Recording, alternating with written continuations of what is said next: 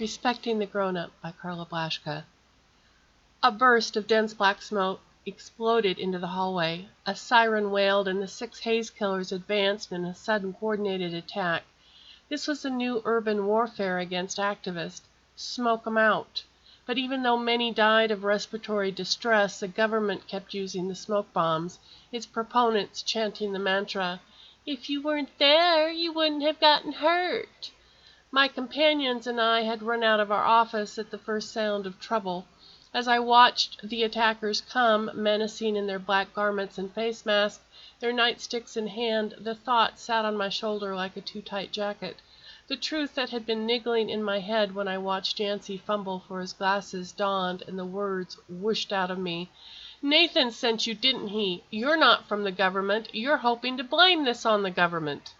Their steps didn't slow. They were like robots. A few of us faced them. I hoped the people behind me would escape. We were backing away slowly, trying to shield them. Trouble had been expected. We were calling for reform, a complete overhaul in the way law enforcement officers were being trained. The brutal beatings and murders over nothing that were all over the internet had to stop.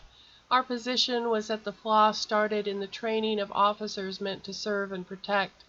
While we believed in nonviolent protest and political action, our former colleague Nathan believed in pushing, taking it to the streets. Lots of news coverage meant our message got out there, and since atrocity equaled live news reporting, the results justified the means. My little half-brother Yancey had moved over to Nathan's camp, to my surprise. We barely acknowledged one another growing up, but this was a shared interest. The group didn't even know he was related to me, but I saw him every Sunday at our parents' house for dinner. I could tell he'd been worried this last week. He had tried to tell me something, but I hadn't paid attention. I had news of my own. I was pregnant! And our parents were delighted. Now watching the scary faceless monsters in front of us, I put my hand on my belly and wondered how far they'd go. We who remained were out of options. The clouds of smoke were upon us, and the black, menacing shapes rushed us. I was pushed to the ground, crushed by a heavy weight. A mask was put on my face, and I heard whispered in my ear, "Run, Julie, run." Could I? I didn't want to leave my companions, but concern for my baby won out. Rolling over, I got to my knees, and crouching, I ran toward an exit, while my little brother Yancey shielded my escape.